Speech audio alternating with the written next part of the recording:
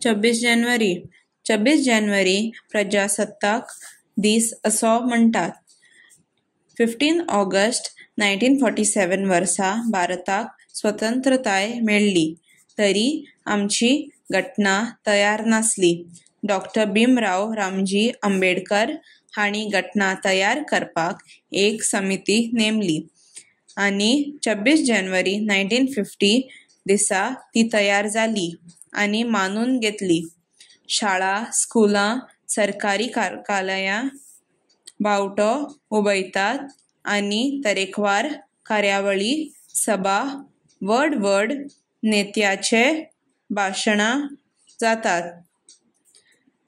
नौसेना, थलसेना आनी वायुसेना कवायतीचे वेगवेगळे प्रकार करतात ते टीव्हीचेर पळोवंक मेळटा. हो दीस आमी आमच्या सुटके झुजाऱ्यांचो उगडास करूंक तांकां मान करूंक जाय, कित्याक ताणें आपलो जीव न्याय, स्वतंत्रताय, बराबरी, समताय ह्या मुल्यां खातीर झरोवन मेले.